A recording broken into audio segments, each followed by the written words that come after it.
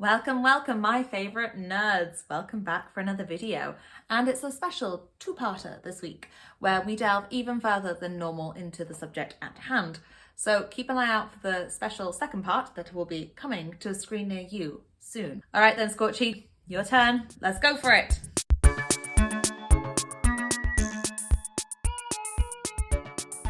Healing frequently comes up in fantasy tales. Probably because we have a tendency to do things like throw dragons and epic battles at our characters, and we often need to find a way of bringing them back from the brink of death.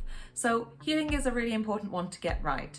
We covered a related topic in a video before that was a science and world building video where we discussed ways that you can make medical capabilities of your society match the world that you've created, technologically and advancement wise.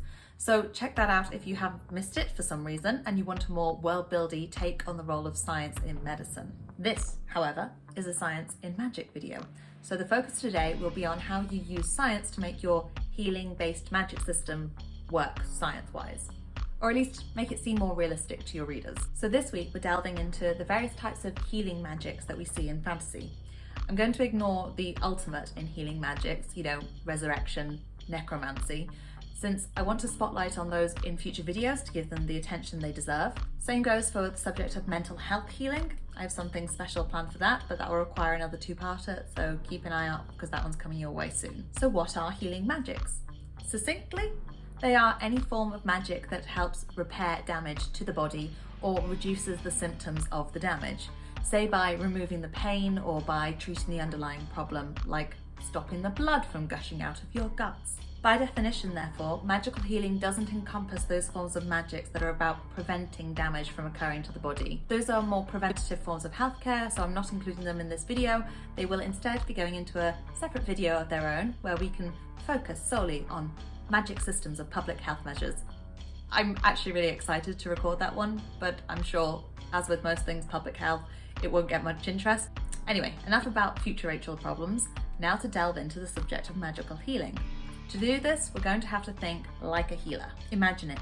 You've done your training, you've been summoned. The cry for help has come. So you grab your medical pack, which is filled with everything that is appropriate for the time that you live in. By the way, that's a nod to those who watch the magical medicine world building video. Nice, you go. So, pack in hand, you rush to the aid of your new patient, and you have to figure out, first of all, what on earth is wrong with them? Either while they're screaming at you or, more worryingly, laying there already unconscious. The pressure is on to save their life. So how can magic help you when it comes to diagnosing your patient? And this is a stage that we have to get right. Misdiagnosis is and has always been a big killer when it comes to healthcare, mainly because it's really hard to get it right. So any magic that improves this would have a huge impact on the healing capabilities of the world that you've created. This could happen through a telepath being able to use their ability to more accurately identify the location of the pain their patient is experiencing. No more would the doctor be asking questions like, is the pain dull or sharp, upper back, lower back, right side, left side? It hurts everywhere, just fix me. Instead, they would know exactly where the pain is. And there are plenty of other cool magics that we could apply to diagnostics too, such as, does your character have the ability to see through people in an X-ray vision style way? If so, they can see the source of the damage. This would make them so much more accurate in their ability to correctly diagnose the problem. Then you have all of the knowledge retention magics and how useful they could be when it comes to figuring out the diagnosis. These days, doctors can input symptoms into a computer and the computer will pop out a list of potential matching diseases. But that's something that your fantasy healers don't have the benefit of. You might not consider this an issue, but there are thousands of different diseases affecting humans alone. Even accounting for the limited local knowledge of the environment that your story is taking place in, although pause a minute to take pity on any stories that are about any poor ship's doctors, because they know a lot more diseases.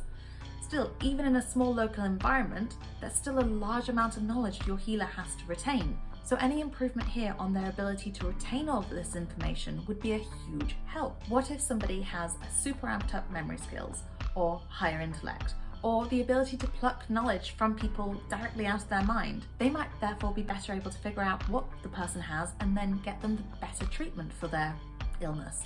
They might even be able to recognize really rare diseases that everybody else long ago forgot about. So there are lots of ways that magic can be applied to diagnostics, and it's mad to think that nobody in your world will have thought to do the same at some point if these magics exist.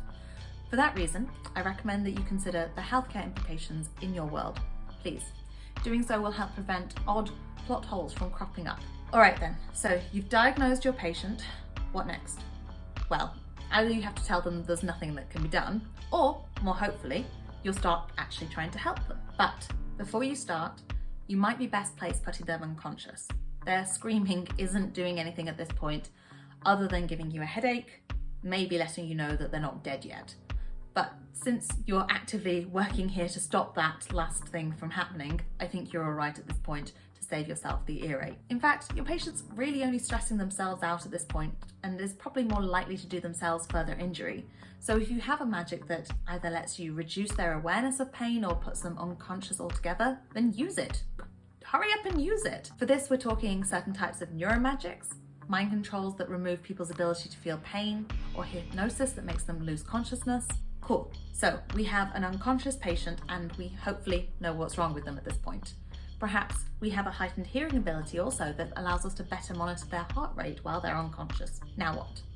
Well, hopefully you're going to try and fix them, because if not, then I think you're in the wrong profession, you murderer. How we try and fix them, and the magic that we use to do so, though, will of course be dependent on what kind of damage we're dealing with here. Potions require a very different form of treatment to a gaping stomach injury that your character just got from this heroic fight they just won. For that reason, it's hard to be generic about healing magics. So let's instead be generic about the types of damage that mean that we have to use the healing magic. The main types of problems your patient could have are coming from poison, infection, injury, and disease. That last one includes diseases like cancer and dementia, etc. So how can magic help fix them? First up, poisons. Well, obviously, potion brewers, maybe they have antitoxins already concocted for this exact purpose. Perhaps you have the ability to purge the body through some sort of mind melding. My mind to your mind, my body to your body, my thoughts will make you throw up. The mechanism at play here is that of either purging or neutralizing the toxin that's hanging around inside the body where it shouldn't be. And there are lots of different ways of doing this. Say it's a protein-based poison, so maybe an enzyme, like those found in venoms, the poisons of the animal kingdom. Then this could be dealt with by binding above the wound to prevent the venom from traveling further around the body. Then, by heating up the body, we can denature the protein in the venom, so we stop it from working, so long as we don't go too high with the temperature and kill off the patient too. So if you had a magic that generates heat or would allow you to control body temperature, then this could be easy peasy for you. Maybe you'd kill a few people on the way as you're learning how to do it. Maybe not. Maybe you're good at this. With all poisons, the principle would basically be the same. There is too much of a substance in the body that is causing damage. Then you need to get rid of it. Too much water can kill in high enough concentrations. And no, I don't mean by drowning. I mean that drinking too much water can technically poison you. So you could even develop a new magic system here that is all about maintaining balance in the body. You would be perfect when it comes to heroic situations of reversing poison damage and just restoring that natural balance the body needs to survive. Next up, infection. This has a similar mechanism to poison in the sense that it's something in the body that's causing harm and must be stopped. However, it's different in the mechanism of it, and therefore the potential magics to heal from infections are different from the magics that you would use when it comes to poisons. Infections work by a foreign agent infiltrating into the body and then reproducing itself inside the host and causing damage to the host. Since it's unlikely that a small number of these infecting agents can do enough damage to cause harm, a magic that prevents the foreign agents from reproducing, making loads more of them, could be effective here. However, the chance of you as a healer arriving in time or realizing there's a problem in time to do your magic to stop this infection from getting that much worse is very slim. So it's probably unlikely that's going to happen, and also if you did this, then it's likely that when you stop doing this magic, the infection would just start up all over again. So I don't think that's all that likely as a magic system, but maybe give it a try. For this reason, what is probably more likely when it comes to an infection and a magic system to treat that is something that manages the symptoms of the disease. Often this is where the real problems come from. They are the main risk factor of a person dying. Therefore, magics that manage these are very important. So what are these biological functions that need preserving? First off, cardiac. So magics that artificially keep the heart pumping, maybe a water-based magic that can control blood's flow around the body, or maybe even a body-controlled puppetry magic that can keep the heart pumping. They could be essential at keeping your patient alive through the worst of the infection. Similar goes for problems with the pulmonary system. So you could have a doctor who's known as dead man's lungs because they keep people breathing through the worst of the disease. Next up, injuries. Obviously, this is very different depending on the type of injury. Being flame grilled by scorchy requires a very different form of care to an arrow through the arm. So there are lots of magics that can be considered here, like ones that can prevent infections from getting into the wound. Like maybe someone has a plant-based magic where they can encourage the plants to grow over a wound and get them to secrete some kind of antibacterial to keep the wound free of infections. For wounds that need cauterization, you could have fire magic. For amputation, maybe a teleportation that's targeted only to the broken limb? That could get messy. There's lots of fun to be had here, and what's key to think about is the specifics of the injury. Similar is true when it comes to the final category, diseases. This is because there is such variation in the type of damage that diseases do to our bodies. This means that you could have someone with, say, telepathy who specializes in the treatment of neurodegenerative diseases like dementia, since they maybe could be better able to communicate with the person who has the illness. Potentially, they could circumvent some of the worst of the difficulties caused by dementia. And this would be very different from a healer who perhaps specializes with cancer, because maybe they have the ability to move through objects, and so they've specialized in the removal of tumors from the body. This could have a major advantage because some tumors are in some really hard to operate locations because of where they are.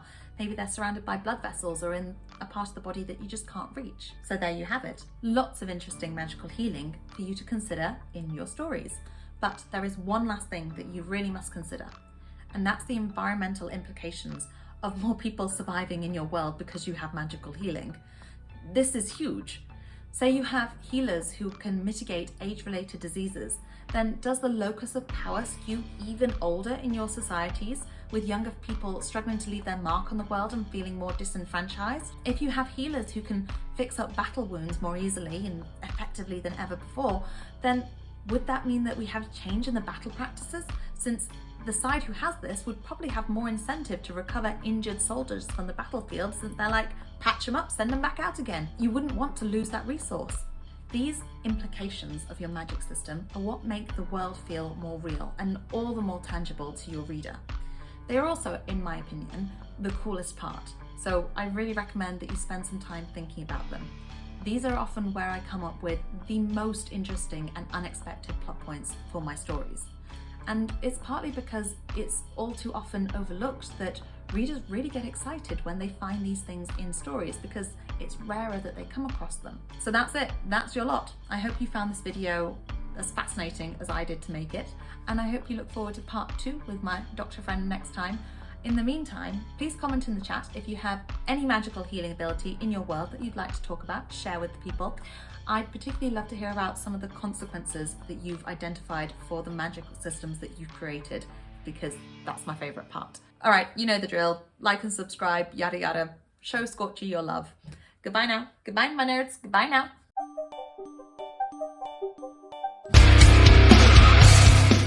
All right, have a great time. That was so egotistical. All right.